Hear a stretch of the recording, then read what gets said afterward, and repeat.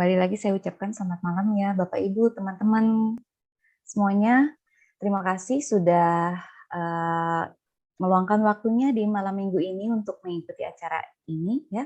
Semoga nanti acara ini bisa bermanfaat bagi semua peserta di sini dan juga bisa menularkan manfaatnya kepada orang-orang lain di sekitarnya ya.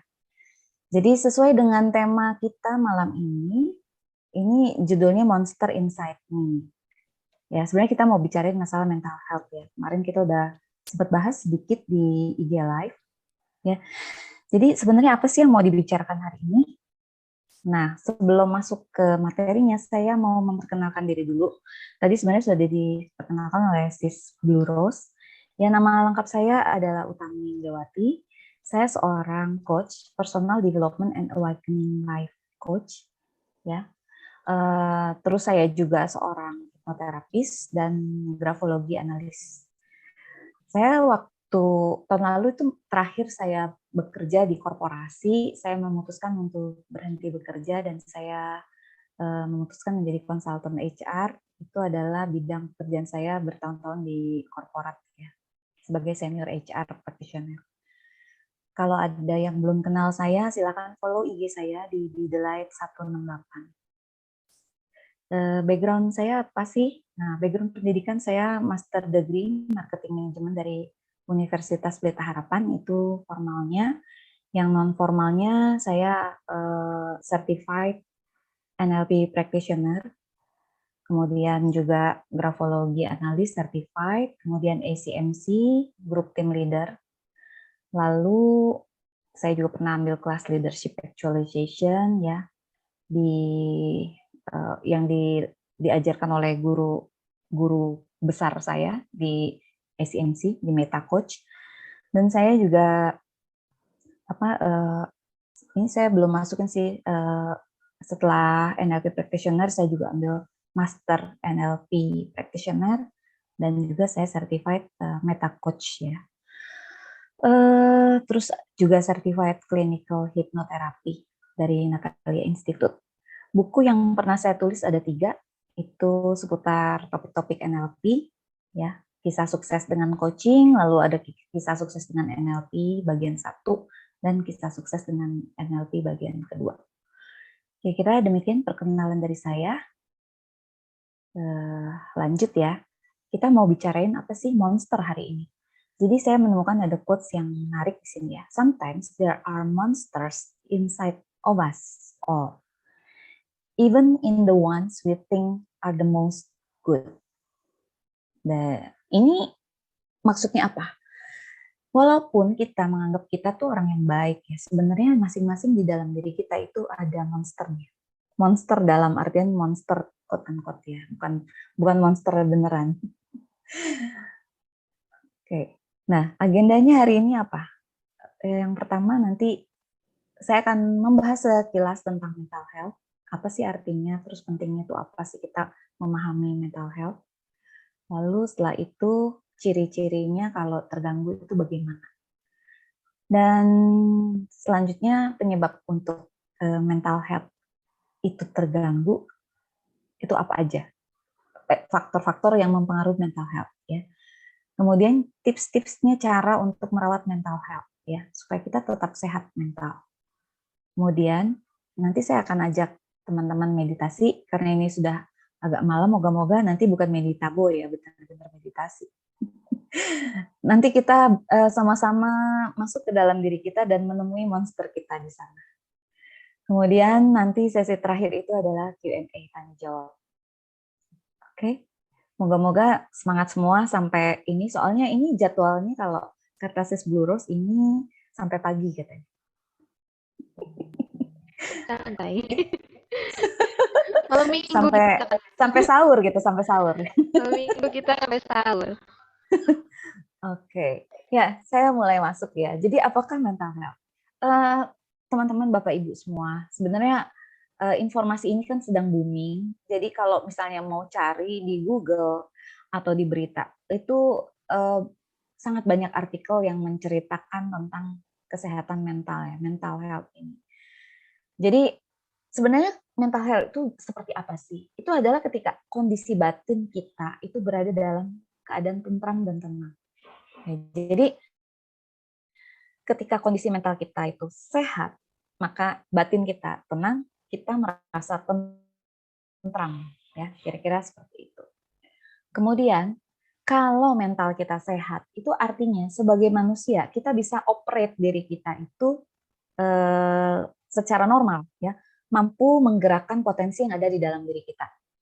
Jadi kalau istilahnya di psikologi itu namanya kita bisa produktif sebagai manusia. Produktif itu artinya kita bisa menghasilkan sesuatu yang bisa berguna gitu ya, sesuai dengan potensi kita. Jadi potensi kita nggak dianggurin gitu ya. Lalu kalau misalnya mental health kita itu bagus kondisinya, itu kita berarti sebagai manusia itu kita juga mampu menangani suasana hati kita. Jadi apapun kondisi eksternal di luar dari kita, itu kita bisa memanage, bisa menguasai suasana hati, masih bisa berpikir logis, serta kita juga mampu mengendalikan emosi kita. Ini yang penting, ya. Karena kalau menurut tadi, perilaku kita, behavior kita itu hampir 90% itu berdasarkan dorongan dari emosi kita ya, dari subconscious. Oke. Kemudian saya lanjutkan, mengapa kesehatan mental ini penting? Ya. Kalau kita dalam kondisi mental yang sehat, makanya itu kita tadi bisa produktif, bisa menguasai suasana hati, dan kita juga bisa bisa mengontrol diri kita dengan baik ya.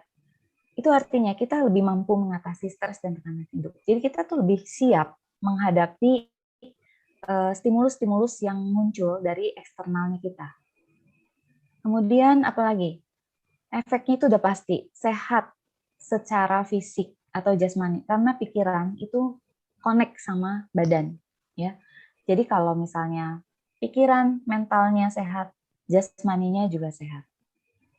Kemudian dapat menjalin hubungan baik dengan sesama manusia. Nah ini sangat penting, karena kalau misalnya kita belajar di psikologi, manusia itu kan makhluk sosial, itu kita butuh untuk menjalin relasi sosial dengan manusia lain. Ya. Oke. Kemudian ini yang tadi, kalau misalnya kita bisa produktif, kita bisa menjadi satu bagian dari masyarakat dan kita bisa berkontribusi di masyarakat. Kalau contoh tadi ya, visi Mahakarya itu share tentang program-programnya. Itu adalah contoh real bahwa sebagai manusia itu kita bisa berkontribusi banyak di masyarakat. Bekerja secara produktif, tentunya produktif itu artinya kalau produktif otomatis kita bisa menghidupi kehidupan kita dengan baik. Kita bisa bekerja, kita bisa memiliki penghasilan yang wajar, yang cukup buat menutupi kebutuhan biaya hidup kita. Ya. Lalu kalau kesehatan mental itu baik, kita juga sadar kita punya potensi apa aja. Nah, tapi kalau kita bicarakan lagi, jadi mental health ini bukanlah suatu tujuan. Mental health is not a destination, but a process. It's about how you drive, not where you are going.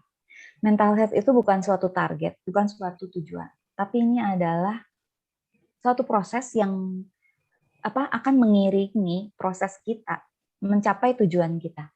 Kalau kita bisa memiliki kesehatan mental yang baik, kita bisa mencapai tujuan-tujuan kita. Kita bisa mencapai tujuan-tujuan hidup kita dan kita bisa meraih impian-impian kita, gitu ya.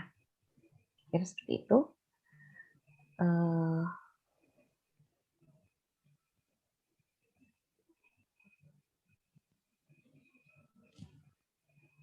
Ini kenapa ada ininya?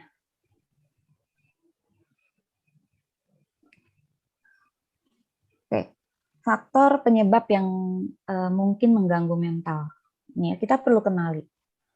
Itu kemungkinan secara fisik. Ini yang pertama, kemungkinan memang secara fisik itu yang menyebabkan ada kerusakan di bagian di otak kita, ya, sehingga menyebabkan gangguan daya berpikir kita. Ya, ini kemungkinan karena ada cedera kepala, bisa kecelakaan, bisa jatuh, bisa sakit. Kemudian memiliki kelainan senyawa otak atau gangguan pada otak. Ini bisa bawaan dari lahir, ada kasus-kasus seperti itu, atau juga akibat dari pengalaman hidupnya. Kemudian ada faktor genetik atau terdapat riwayat pengidap gangguan mental dalam keluarga. Jadi ini ada kemungkinan ada turunan juga. Lalu ada pengaruh zat racun, itu bisa dari alkohol atau obat-obatan yang dikonsumsi tidak sesuai dengan dosisnya sehingga merusak otak. Jadi ini adalah ciri-ciri kalau penyebab gangguan mental itu disebabkan karena fisik, berawal dari fisik. Selain dari fisik itu bisa juga akibat dari yang lainnya. Akibat dari pikiran, perasaan, dan emosi. Nah, contohnya itu kalau yang mengalami kekerasan dalam rumah tangga atau pelecehan lainnya yang menyebabkan ada trauma, ada dendam, ada sakit seperti itu. Lalu ada kekerasan pada anak atau ada riwayat kekerasan pada anak-anak, jadi inner child-nya terganggu, ya. Atau mengalami kehilangan yang luar biasa atau kematian seseorang yang sangat dekat dan nggak bisa nerima kondisi tersebut, itu juga bisa menyebabkan gangguan mental. Lalu kemudian misalnya terisolasi secara sosial atau merasa kesepian. Terisolasi ini bisa karena dia memilih mengisolasi diri, atau bisa karena kondisi dari environment, dari keluarga, dari pasangan yang memaksa si orang ini, si individu ini terisolasi. Ya. Kemudian kemungkinan juga trauma signifikan seperti mengalami bencana alam, misalnya, atau mengalami perang, ya, kerusuhan seperti itu, atau kecelakaan serius, atau pernah jadi korban kejahatan.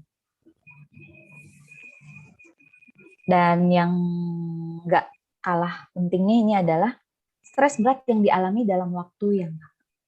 Ya, kalau stres kita biasa hidup dengan gaya hidup kita membuat kita stres dan dibiarkan dalam waktu yang lama, nggak kita obati, tidak kita coba cari jalan untuk menghilangkan stresnya, itu bisa menjadi penyebab gangguan mental. Oke, kalau ini saya mau bahas gejala kesehatan mental kalau terganggu. Saya bahas tiga gejala yang paling umum dan paling banyak diidap oleh masyarakat kebanyakan sekarang, ya. Yang pertama itu adalah stres. Siapa di sini teman-teman, kakak, ibu yang belum pernah merasakan stres? Ada? Kalau ada, kasih resepnya. Pasti udah pernah ngalamin, ya. Anak kecil pun, bahkan anak kecil pun itu bisa mengalami stres, ya. Jadi itu stres itu bukan sesuatu yang aib, bukan sesuatu yang aneh, itu wajar dialami oleh orang. Biasanya kalau stres itu akan nampak gelisah, cemas, atau mudah tersinggung. Jadi responsnya itu nggak normal, ya, nggak kelihatan seperti biasa kalau dia sedang dalam kondisi mentalnya sedang stabil, ya. Kemudian stres juga dapat mengganggu konsentrasi, bisa mengurangi motivasi, dan pada kasus tertentu dapat memicu depresi. Ya. Ini kalau di anak-anak biasanya, apalagi yang anak-anak sekolah, zaman sekarang ya katanya sekolah pelajarannya berat. Dibanding zaman saya sekolah dulu kayaknya saya banyak mainnya gitu ya. Zaman sekarang kayaknya tuntutannya lebih berat. Nah ini anak-anak itu bisa mengalami stres dan mengganggu konsentrasinya. Jadi ketika stres malah nilai pelajarannya pasti akan turun gitu ya. Dan nggak ada motivasi untuk belajar. Kalau enggak diobati, itu tadi bisa jadi pemicu depresi. Stres itu juga tidak hanya mempengaruhi psikologi, tapi juga bisa berdampak terhadap cara bersikap yang pasti itu udah kelihatan, dan kesehatan fisik. Karena itu tadi ya, kita mind, body, and soul itu sebenarnya connected, jadi yang mana yang sakit, mana yang nggak benar, nggak beres, itu saling mempengaruhi. Nah, yang kedua selain stres itu adalah anxiety atau gangguan kecemasan. Kalau bahasa Jakselnya anxiety, ya. Kalau bahasa anak Jaksel, bahasa Indonesianya gangguan kecemasan. Nah, gangguan kecemasan itu biasanya kerap timbul pada tiap situasi. Jadi sebenarnya nggak hanya situasi tertentu ya, tapi mostly biasanya sih ada pemicunya, anxiety-nya di mana, di kondisi yang mana. Nah, orang yang mengalami kondisi seperti ini tuh merasanya sulit untuk bisa santai. Jadi dia akan cemas terus, cemas terhadap sesuatu yang entah apa yang ada di pikirannya. Kecemasannya bisa berbeda-beda dan efeknya bisa terlihat itu juga berbeda-beda. Contohnya ya, ada yang suka cuci tangan berlebihan, ada yang suka meriksain pintu berkali-kali udah dikunci belum, ada yang suka gigitin jari, gigitin kuku, ya. Ada yang suka narik-narik rambut. Nah, itu udah contoh kecemasan. Oke, kemudian kalau ada kecemasan, pasti kepercayaan dirinya akan berkurang, menjadi mudah marah, mudah stres, sulit berkonsentrasi juga, dan menjadi penyendiri. Karena kayaknya merasa berada di tengah lingkungan keramaian itu akan menambah cemas buat si penderitanya. Nah, yang terakhir ini adalah contoh yang gejala kesehatan mental terganggu itu depresi. Karena dari tadi kita udah disebutin ya, stres berkepanjangan itu menjadi depresi. Depresi itu sebenarnya apa sih? Jadi depresi ini itu adalah suasana hati yang menyebabkan penderitanya terus-menerus merasa sedih. Sebenarnya bisa sedih, bisa tertekan, ya, bisa pokoknya perasaan yang nggak nyaman itu muncul terus-menerus. Jadi bisa sedih, bisa ketakutan, bisa kecemasan. Kalau muncul hingga berminggu-minggu atau berbulan-bulan, itu sudah menjurus ke depresi. Lalu sama juga sama yang tadi ya, kalau udah depresi pasti akan mengganggu fisik, mengubah cara berpikir, serta cara berperilaku. Yang pasti yang kelihatan kalau masalah fisik itu adalah akibat penyakit-penyakit akibat kurang tidur. Karena orang depresi biasanya nggak bisa tidur. Kalau nggak bisa tidur, udah pasti masuk angin, ya, levernya terganggu, apalagi kalau susah tidur itu mungkin lambungnya terganggu karena metabolisme semua terganggu, fisiknya semua badan sakit-sakit, jadi seperti itu semua. Oke, cukup jelas sampai di sini ya. Yang pasti kalau udah depresi itu udah sulit melakukan aktivitas sehari-hari secara normal, karena kan tadi kita bicara kalau misalnya kesehatan mentalnya baik, itu dia bisa produktif. Kalau orang udah depresi, dia pasti tidak bisa produktif. Dan pada kasus tertentu biasanya ada tindakan-tindakan yang bisa menyakiti diri sendiri atau mencoba bunuh diri. Nah, kalau ini kita kaitkan sama pembahasan IG Live kita kemarin yang terakhir, ada ibu-ibu yang dengan teganya membunuh anaknya seperti itu. Itu sebenarnya adalah bentuk dari depresi yang sudah terlalu berat, ya. Sehingga dia sudah nggak bisa berpikir secara logis dan ya dia melakukan tindakan-tindakan yang nggak pada umumnya gitu, menyakiti diri sendiri, menyakiti orang-orang yang dia sayangi, ya, dan membunuh atau ada yang mencoba membunuh dirinya sendiri. Tuh. Oke. Contoh ya dampak stres terhadap perilaku seseorang. Ini kalau teman-teman Bapak Ibu mau ngecek ya diri sendiri, boleh coba dicek sering menyendiri atau enggan berinteraksi dengan orang lain nggak? Ini jadi antisosial ya istilahnya tuh. Kemudian enggan makan atau makan secara berlebihan. Yang biasanya doyan makan tiba-tiba nggak doyan makan. Yang biasanya makannya sedikit tiba-tiba makannya banyak, nggak kenyang-kenyang gitu ya. Kayak ada naganya di perut. Nah itu kalau ada penyimpangan perilaku seperti itu, ini adalah contoh gejala ya terhadap dampaknya kita berperilaku. Marah-marah dan terkadang kemarahan itu sulit dikendalikan. Dan yang ini yang paling banyak sebenarnya. Jadi kecanduan terhadap sesuatu. Kalau di sini kan disebutnya menjadi perokok atau merokok secara berlebihan. Itu sebenarnya salah satu bentuk kecanduan. Kecanduan itu bisa dalam berbagai macam bentuk.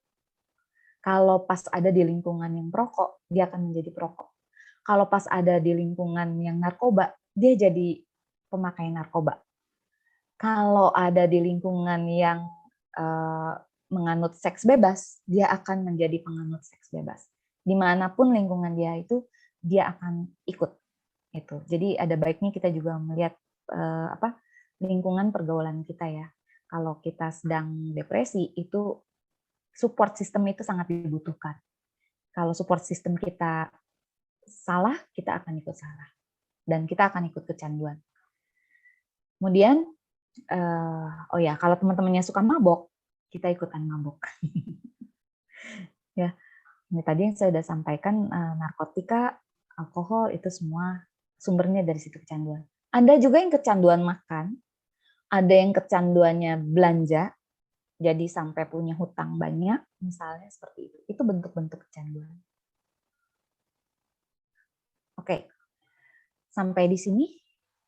Tadi saya udah sharingkan, saya mau tanya sama Bapak, Ibu, kakak-kakak semua, seberapa baik kemampuan Anda untuk mengenali diri? Kalau dari yang saya ceritakan tadi sampai ke sekarang, kira-kira sudah bisa mengakses dirinya masing-masing, boleh ditulis di kolom chat. Saya mau lihat responsnya ya. Apakah mental health, apakah mental Anda sehat? Apakah mental health Anda baik? Coba silakan ditulis di chat. Mau lihat responsnya gimana? Silakan. Iya, teman-teman semua bisa chat, bisa diketik apakah secara mental kalian merasa sehat dari tadi yang sudah dijelaskan sama coach kita. Bagaimana Ya, yang sehat, sejauh ini dirasakan, waras, apakah ada cukup kendala gitu ya. Secara fisik apakah ada ciri-ciri stres atau depresi? cukup baik saat ini, sejauh ini cukup baik. Oke, bagus. Yang lain gimana? Cukup baik. Oke. Sehat walafiat. Waras walafiat. Iya. Oke. Bagus ya, berarti peserta kita di sini udah sehat-sehat, udah sehat walafiat, luar biasa ya. Jadi kita perlu lanjutin lagi nggak? Udah sehat-sehat semua nih. Semua sehat ini. Jadi kita ngobrol yang lain aja. Oke, luar biasa ya. Senang sekali saya melihatnya, berarti sudah setidaknya sudah belajar bisa mengakses, sudah tahu. Oke, sekarang ini sehat ya. Saya sekarang mau ganti pertanyaannya. Kalau gangguan pola tidur tuh termasuk juga, coach? Gangguan apa, sorry? Gangguan pola tidur misalnya di insomnia gitu. Ya, itu salah satu gejala depresi. Kalau gangguan nggak bisa tidur. Iya. Overthinking mungkin.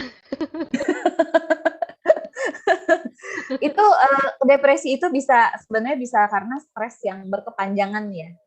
Stresnya berkepanjangan sehingga menciptakan kondisi depresi. Dan itu bisa perasaan sedih yang berlebihan, bisa perasaan cemas yang berlebihan, ketakutan yang berlebihan. Mungkin suka Kekhawatiran. mudah tersinggung ya, coach ya. Iya. Kalau lagi ini berhubungan sama relasi sosialnya, itu dia bisa mudah tersinggung, mudah marah tanpa, misalnya penyebabnya mungkin nggak jelas atau hal-hal sepele itu, tapi marahnya tuh bisa seperti bom meledak kayak gitu. Itu udah gejala. Saya mau rubah pertanyaannya, saya mau ngajuin pertanyaan lagi, saya minta tolong dijawab, direspon di chat. Siapa yang pernah mengalami stres atau depresi? Pernah mengalami mentalnya nggak help? Silakan coba diketik. Pengen tahu saya. Saya mau ngaku. Iya, saya mau ngaku dulu ya. Saya pernah depresi 3 bulan nggak bisa tidur.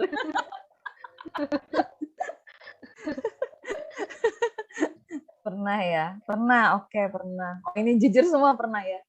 Oke, pernah ya. Yang paling depresi bulan lalu, oke. Pengobatan 2019, pengobatan sampai 2021. Berarti sekarang udah sembuh. Yang gejala yang paling berat selama ini pernah dialami, apa depresinya itu apa? Boleh diketik di chat. Oh, saya tadi Kalau susah ya, bobo.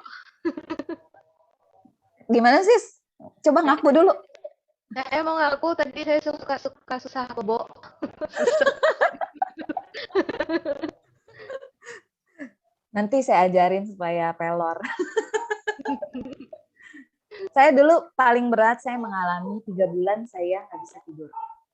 Tapi saya pernah dikomplain sama orang, itu mah namanya tidur. Ya, menurut saya itu saya nggak tidur karena saya tidur dalam satu hari itu paling 1 jam atau 2 jam dan itu pun mimpi buruk. Jadi saya nggak pernah benar-benar tidur gitu. 3 bulan nggak bisa tidur. Oke, tidak bisa tidur dan tidak bisa makan ya waktu itu saya. Iya. Oke, jadi kita lihat ya. Pernah, oke pernah. Depresinya sudah kehilangan 2 kali. Oh oke. Kepala migrain, leher kaku ini kebanyakan makan nasi padang kayaknya nih. Kemudian menangis batin, nggak bisa keluar air mata. Oke. Pengen cemplungin anak ke sungai, pengen tabrakin mobil ke truk. Oke. Ini yang bentuk-bentuk yang menyakiti itu tadi ya. Tidak mau berinteraksi dengan orang, cenderung ya jadi antisosial ya. Gejalanya nggak ada duit. Aduh ini mah sama, saya juga kalau nggak ada duit depresi saya. Tidak bisa tidur. Iya, sama kayak saya. Sampai masuk UGD karena serangan vertigo parah. Ya. Makan berlebih. Oke. Gemuk nggak sekarang? Senggol bacok. Itu makanya bawaan lahir, Kang Cemil. Bukan depresi. Oke, ya.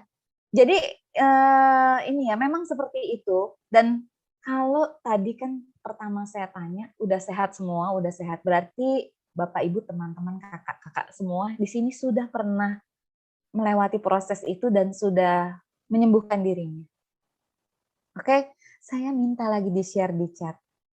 Apa yang membuat dirimu sembuh dari depresi? Silakan di-share. Yuk, kita tungguin. Kalau saya ngaku dulu ya, yang membuat saya sembuh waktu itu saya belajar meditasi Vipassana. Itu membuat saya sembuh. Sejak itu saya nempel sama bantal langsung tidur.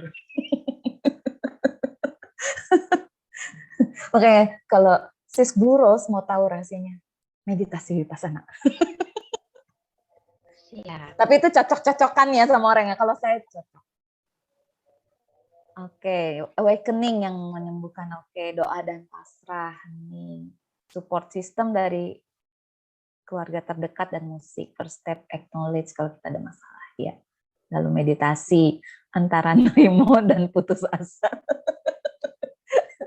Untung putus asanya berakibat baik.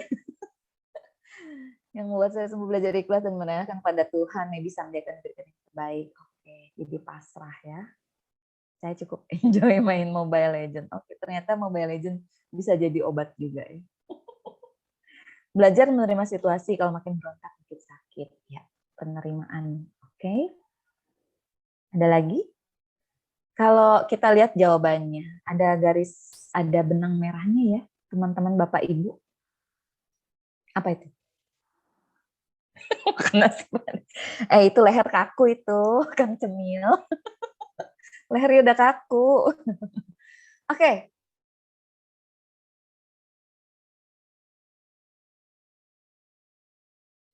Boleh ini raise hand terus nyalain audio kali ya. Benang merahnya apa yuk? Ada yang mau jawab?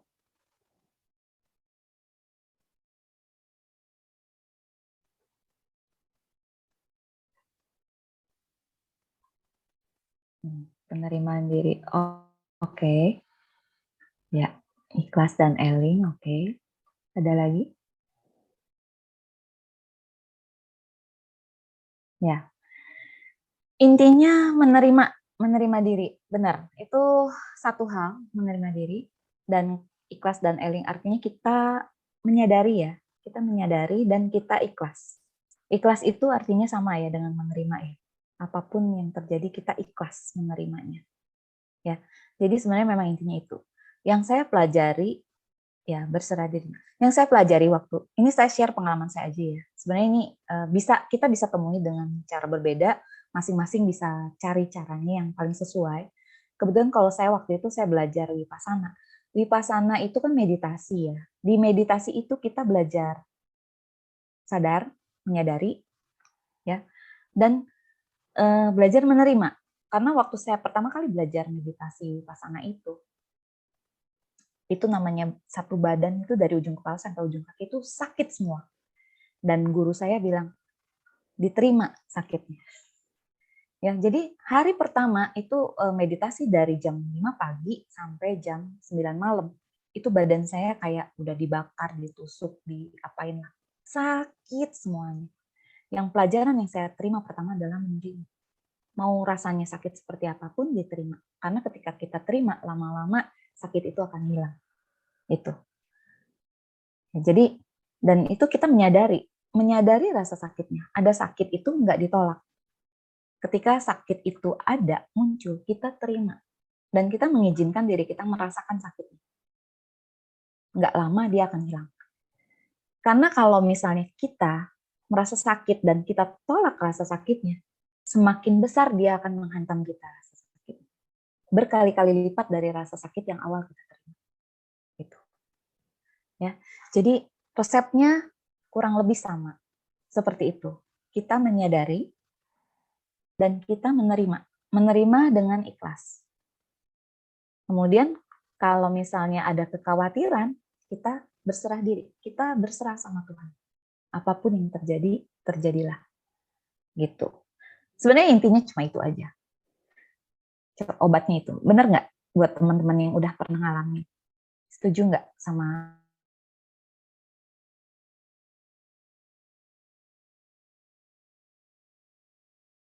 Boleh direspon di chat? Setuju ya? Setuju banget. Oke, banget. Oke. Yeay. Berarti udah selesai acaranya.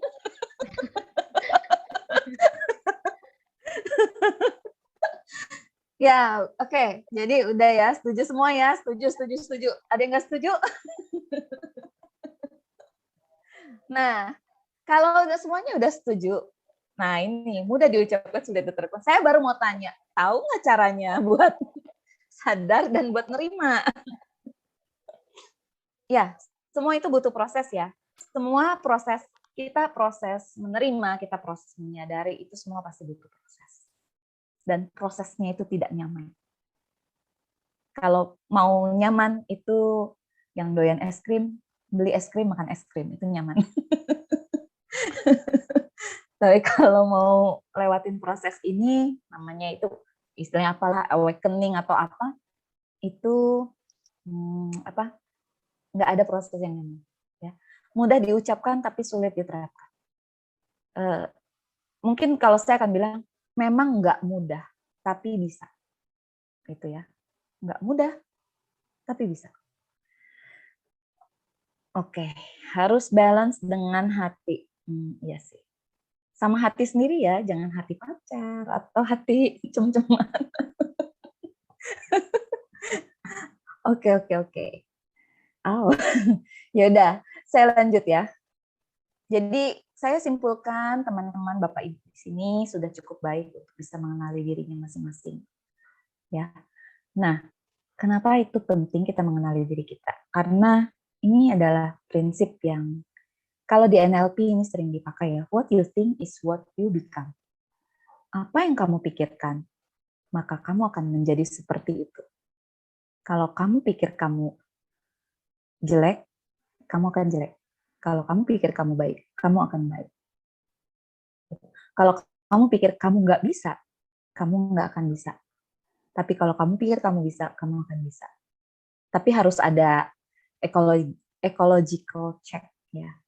Saya bisa mindahin gunung, yakin gitu ya, dengan iman yang sebesar gunungnya gitu. Ya nggak bisa lah mindahin gunung. Ecological check kan tetap harus ada. Jadi kamu bisa tapi tetap mesti dicek ekologikalnya. Nah, kalau mengatasi masalah hidup, depresi, menjaga kesehatan mental itu adalah hal yang sangat biasa dan sangat bisa dilakukan oleh si individu itu sendiri. Walaupun tanpa bantuan orang lain misalnya. Sebenarnya Tuhan tuh menciptakan manusia tuh ada mekanisme untuk healing ya. Sebenarnya bisa, cuma mungkin awal-awal perlu bantuan, ada uluran tangan, ada guru, ada seseorang yang mengajarkan. Tapi kita nggak perlu diajarin seumur hidup kita. Ketika kita sudah sekali belajar, kita bisa terapin ke diri kita untuk ketika menghadapi masalah-masalah selanjutnya di kehidupan, kita bisa praktekin sendiri. Seperti itu. Jadi nggak perlu tergantung sama orang lain. Oke, saya mau share lanjut ya, cara merawat kesehatan mental. Kalau saya percaya mind, body, and soul itu adalah satu kesatuan. Ya. Jadi kalau kita mau merawat kesehatan mental, tiga-tiganya ini harus dirawat.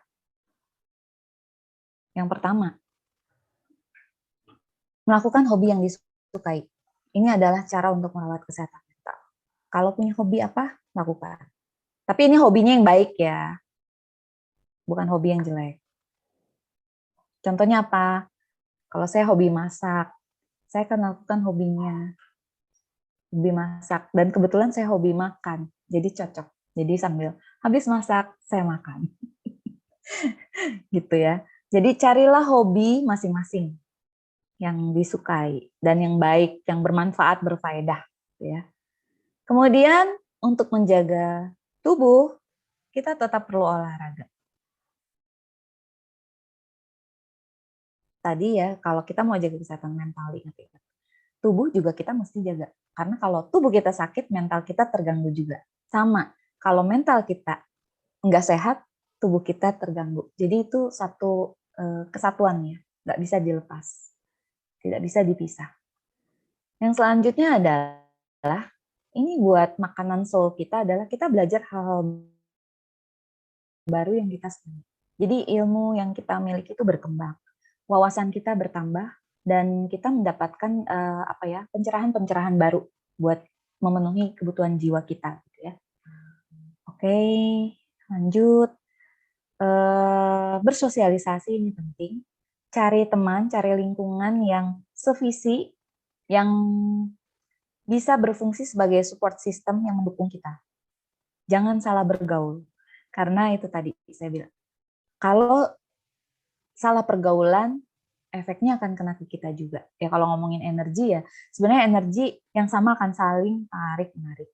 Kalau kita lagi low vibration, akan menarik orang-orang yang low juga. Ya, jadi usahakan vibrasi kita juga bagus, energi kita bagus, sehingga kita bisa ketemu orang-orang yang bagus. Misalnya kalau mau jadi sultan gimana? Bergaullah dengan para sultan. Supaya ketularan sultannya.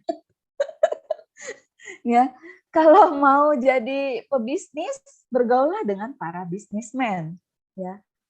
Jangan bergaul sama karyawan, karena beda pandangannya. Seperti itu kira-kira teman-teman Bapak Ibu, kakak-kakak. Ya, jadi kita cari sosialisasi lingkungan yang baik yang memang bisa menunjang kita. Tuh. Kalau mau jadi dukun, bergaullah dengan para dukun. Lara. Ada yang salah masuk kolam ini saya. Kenapa teman saya dukun semua?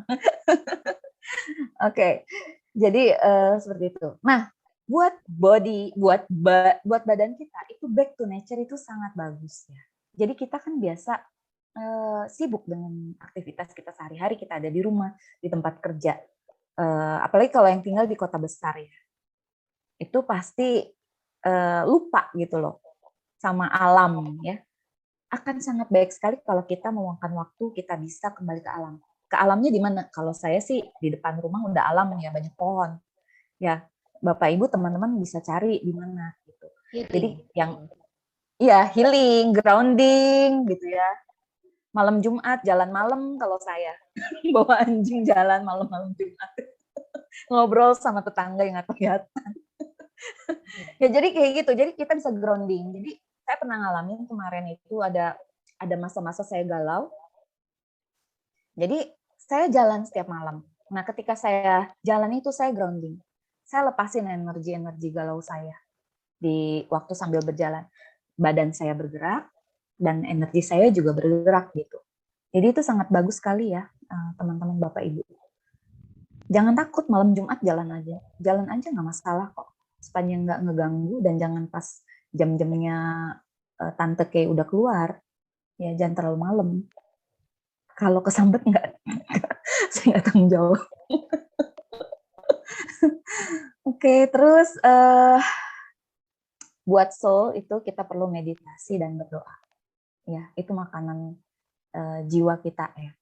Meditasi itu pikiran bukan sih? Iya, itu sebenarnya melatih pikiran juga. Tapi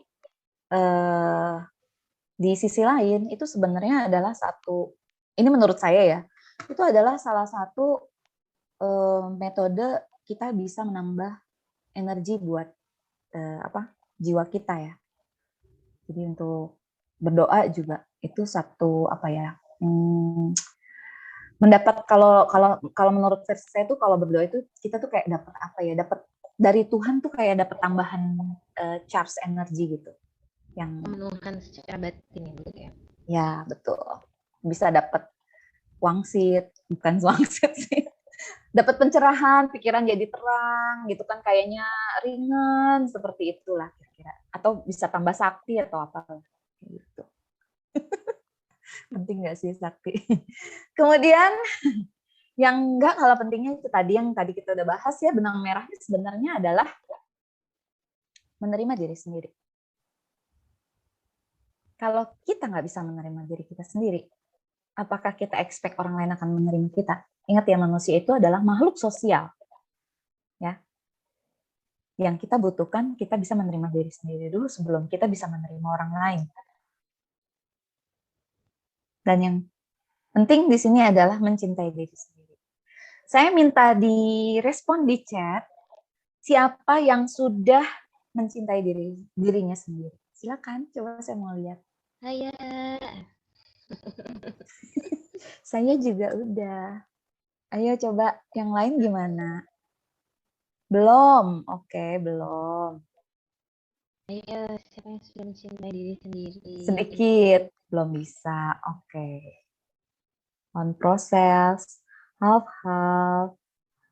Oke, aku gimana? Udah belum aku? Masih belajar, oke. Aku udah, oke. Udah belum mencintai diri sendiri? Ini yang nggak ngejawab pada tidur apa gimana ya? Atau lagi meditasi? Oke, berusaha. Kalau berusaha berarti sudah apa belum? Harus mencintai diri sendiri. Oke. Kalau diharuskan, tulus nggak mencintainya? Pemaksaan. Tulus nggak mencintai diri sendirinya kalau pakai harus? Ya, jadi ini harus tulus, bukan tulus menyanyi. Oh iya benar ya. Jadi pertanyaan saya kayaknya kejauhan mencintai diri sendiri, masih banyak yang belum bisa. Saya mau tanya sekali lagi, sudah bisa menerima diri sendiri belum? Silakan direspon. Sudah bisa belum? Kalau sudah mencintai, itu pasti sudah menerima. Tapi kalau sudah menerima, belum tentu mencintai diri sendiri. Masih belajar ya? Oke. Baru setengah, oke. Masih belajar, oke. Masih belajar menerima diri sendiri. Iya. Kalau belum menerima sendiri, kita belum bisa mencintai diri sendiri. Kalau kita belum mencintai diri sendiri, kita nggak bisa mencintai orang lain. Percayalah dengan saya. Oke, masih belajar. Yang lain gimana yang lain? Udah bisa menerima diri sendiri? Masih pengen memperbaiki terus, masih menuntut diri. Oke. Itu tanda-tanda kurang menerima sih kalau menuntut. Gak usah dituntut. Ya, be kind to yourself. Semampunya. Semampunya kalau mau melakukan ini, semampunya. Dilakukan semampunya. Jangan dipaksa. Ada lagi yang mau komen? Yang lain aman? Yang nggak ngerespon berarti udah aman ya? Aman semua ya? Kita asumsikan sudah aman. Oke, baik. Terima kasih buat teman-teman yang sudah kasih respon.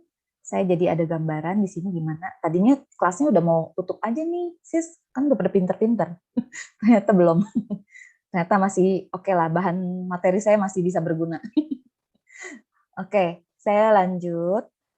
Jadi, cara mencintai diri sendiri. Ini saya mau kasih tips buat teman-teman ya, yang tadi bilang belum mencintai diri sendiri. Rumusnya gampang. Yang pertama, menyadari dulu. Menyadari diri. Kalau ini tadi kita udah bahas di awal yang saya minta respon, sebenarnya teman-teman udah menyadari diri ya, kelihatannya. Udah belum? Udah ya? Kan udah tahu tuh tadi, udah pernah depresi, udah pernah ngelewatin. Itu salah satu bentuk ciri-ciri kita sudah menyadari diri kita. Self-awareness. Pertama kita menyadari dulu. Saya menyadari bahwa, oh saya ini siapa? Jadi identitas diri kita itu kita tahu. Saya ini siapa? Saya Utami, saya seorang perempuan, saya senang menjalankan profesi sebagai coach, saya hobi masak, saya senang makan. Contoh hal sederhana seperti itu. Itu kita menyadari diri kita, self-awareness, maksudnya seperti itu ya. Jadi kita tahu siapa diri kita. Kemudian, langkah selanjutnya, kalau sudah menyadari, terus diapain?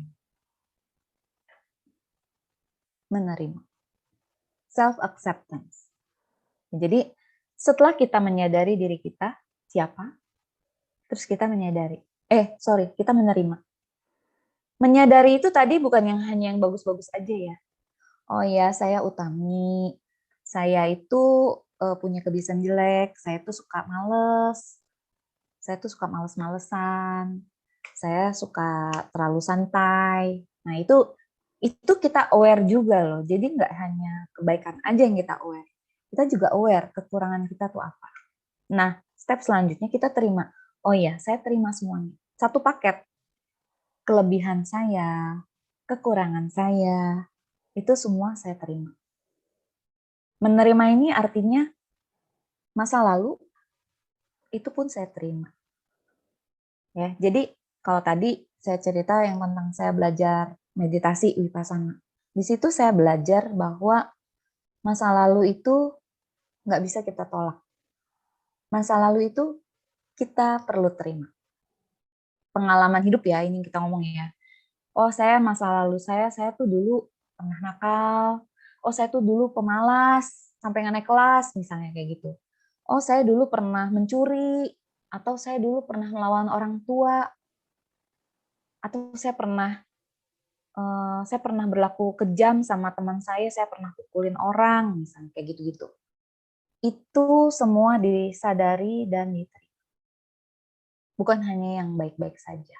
Jadi semua yang pengalaman kita yang nggak enak di masa lalu, yang secara kebanyakan orang biasanya itu dianggap nggak ada. Kita pura-pura lupa, ya. Padahal ada. Nah, jadi kalau yang kita pura-pura lupa itu akan mendorong, ya, si subconscious ini akan mendorong ke kita, dan itu semakin kita pura-pura lupa, semakin kencang dia nekan ke kita. Jadi caranya supaya dia nggak nekan kita adalah dengan menerimanya. Sampai di sini, apakah teman-teman ada yang bingung? Atau bisa paham? Tadi yang masih self-acceptance masih separoh, masih berproses, udah nemuin belum jawabannya? Cara menerima. Masa lalu kita yang kurang enak, yang kurang nyaman, itu semua diterima. Misalnya ya, saya kasih contoh lebih ekstrim lagi. Misalnya waktu kecil saya pernah mengalami pelecehan misalnya. Contoh. Saya pernah mengalami pelecehan masa kecil, pelecehan seksual, saya pernah mengalami kekerasan, abusive, fisik, mental. Kalau kita pura-pura lupa, dia akan ada terus di sana. Dan dia akan mendorong lebih kuat tanpa kita sadari. Ya, jadi Semua pengalaman di masa lalu itu kita perlu aware, kita sadari, oh ya saya dulu seperti itu, dan saya menerima. Saya terima karena itu adalah masa lalu. Sudah lewat, saya nggak bisa pura-pura lupa. Saya nggak bisa pura-pura bahwa kejadian itu tidak pernah terjadi di hidup saya. Ya, jadi yang kita perlu lakukan adalah kita menerima. Saya menerima. Saya pernah mengalami itu. Saya pernah merasakan tidak nyaman di saat itu, tapi itu semua saya terima. Karena masa lalu adalah bagian dari diri saya. Tidak bisa terpisahkan dari diri saya. Diri saya hari ini adalah hasil akumulasi pengalaman hidup saya sebelumnya. Nah, menerima ini pun termasuk salah satunya adalah memaafkan. Orang-orang yang pernah melakukan kesalahan kepada kita di masa lalu, itu kita terima. Memang ada si A yang begini, ada si B yang begitu, ada si C yang seperti ini. Itu kita terima semua. Dan maafin semua. Teorinya gampang ya. Maafin semua. Prakteknya enak aja dimaafin. Enak aja, nggak rela aku maafin. Sampai mati nggak akan aku maafin gitu kan. Sering begitu? Pernah begitu? Ya. Jadi itu yang paling challenging sih, memaafkan. Ya, memaafkan semua orang yang bersalah kepada kita semua dan kita terima. Itu. Oke. Gimana teman-teman, sudah ada bayangan untuk bisa menerima diri? Dan yang step terakhir kalau udah bisa menerima diri itu adalah kita menghargai diri kita.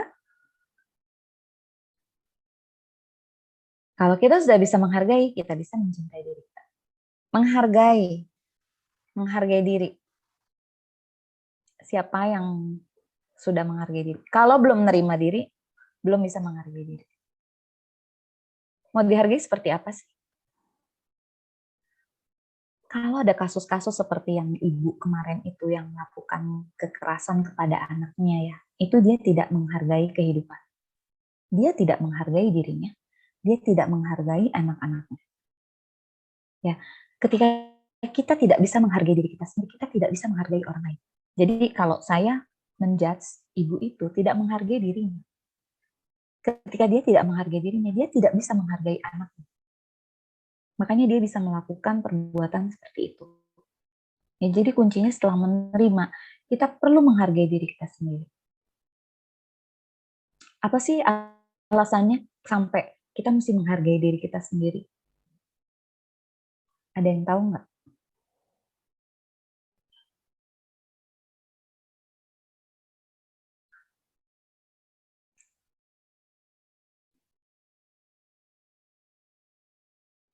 Lebih susah maafin diri sendiri daripada maafin orang lain. Ya, betul. Memaafkan itu sulit, tak semudah memberikan telapak tangan. Oke. Menghargai, bersyukur atas ciptaan Tuhan. Betul. Ya, betul. Jadi ketika kita mulai paham bersyukur, kita bisa menghargai. Ya, jadi kita perlu ingat, kita itu perlu bersyukur. Siapa yang sampai hari ini di antara Bapak Ibu teman-teman semua yang nggak tahu caranya bersyukur?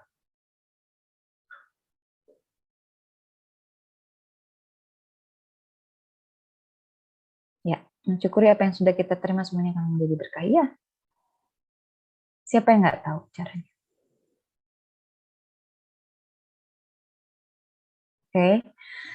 Ini ya tadi ya buat teman-teman ya sambil nunggu respon yang lain, kalau mau ada yang respon di chat silakan. Lebih susah maafin diri sendiri daripada maafin orang lain.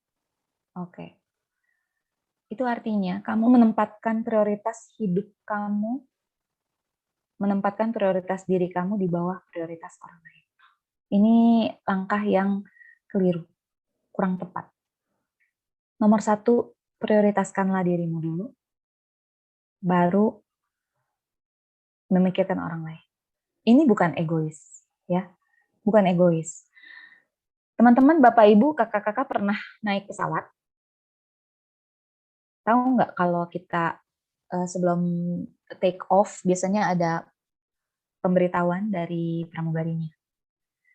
Seandainya kalau kondisi turbulence, terus kan ada itu ya, apa namanya, masker oksigen yang akan turun, dijelasin kan. Apa perintahnya di sana? Pakai dulu buat diri sendiri, baru tolong yang lain. Jadi prinsipnya sama seperti itu. Kita juga begitu. Kalau Anda apa-apa, prioritasin diri dulu. Diri kita sendiri dulu. Karena kalau kita udah benar, kita bisa nolong yang lain. Tapi kalau kita memperhatikan orang lain dulu, kalau contoh yang oksigen, masker oksigen itu, kita nolongin orang lain, kitanya keburu pingsan, nggak dapat oksigen. Terus kita nggak berguna jadinya. Malah ngerepotin orang lain. Gitu ya. Nah, dibuat aturan standarnya seperti itu. Kenakan masker buat diri sendiri dulu, baru tolong yang lain. Sama di kehidupan juga begitu. Maafin diri sendiri dulu, kamu baru bisa maafin orang lain. Kalau kamu bisa maafin orang lain tapi nggak bisa maafin diri kamu, berarti kamu menaruh dirimu lebih rendah daripada orang lain. Prioritas untuk dirimu di bawah orang lain. Itu artinya kamu tidak menghargai dirimu. Ya, kamu tidak menghargai dirimu sebagai ciptaan Tuhan. Kamu menghargai orang lain tapi kamu tidak bisa menghargai dirimu sendiri. Itu. Kira-kira seperti itu. Oke. Jadi, ya, menghargai diri sendiri itu tidak berlebihan. Kalau berlebihan jadi toxic. Ya, semua yang berlebihan itu adalah toxic. Ya. Tapi kalau misalnya kita mencintai diri, itu sesuai porsinya kita, itu oke. Itu normal. Ya. Karena kita berada di budaya timur, kadang-kadang kita tuh dididik kita nggak boleh egois. Jadi kalau mendahulukan diri sendiri, dicapnya egois, dicapnya enggak sopan, enggak ngikutin tata krama atau apa ya, banyak label-label yang lain. Tapi sebenarnya kadang-kadang konteks itu benar, tapi enggak semuanya selalu benar. Jadi kita perlu kebijaksanaan buat ngecek. Ini sebenarnya saya mau nentuin yang mana dulu. Kalau ada contoh kayak seperti di pesawat ketika masker oksigen itu turun, ya kita harus pakai dulu sendiri. Walaupun yang di sebelahnya ngap-ngap, kita tetap harus pakai dulu buat diri kita sendiri. Karena kita juga nggak mau pingsan dulu. Kalau kita pingsan, semua orang repot. Nggak ada yang saling tolong-menolong. Jadi aturannya kita selamatkan diri kita dulu, kita urus diri kita dulu, baru kita bisa mengurus orang lain. Gitu.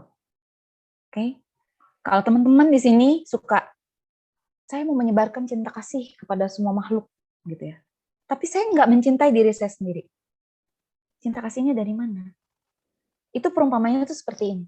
Gelas kita itu udah luber, kita udah mencintai diri kita udah punya cinta kasih begitu banyak, lubernya itu bisa kita kasih ke orang lain. Tapi kalau gelas kita kosong, bagaimana caranya kita mau menyebarkan cinta kasih kepada makhluk lain? Teorinya nggak dapet kan, nggak bisa, pasti akan bolong gitu. Ya, oke.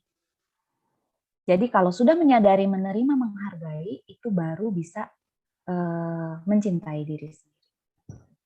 Nah, sampai di sini sebelum masuk sesi meditasi, masih ada yang kurang paham dengan penjelasan saya tadi sekilas tentang menyadari self-awareness, self-acceptance, dan self-appreciation. Kalau ada yang mau tanya, silakan di chat.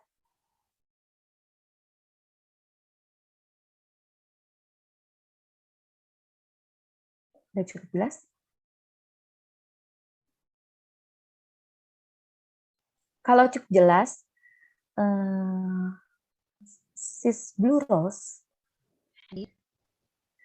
saya mau mengajak teman-teman di sini meditasi bareng. Saya akan pandu guided meditation.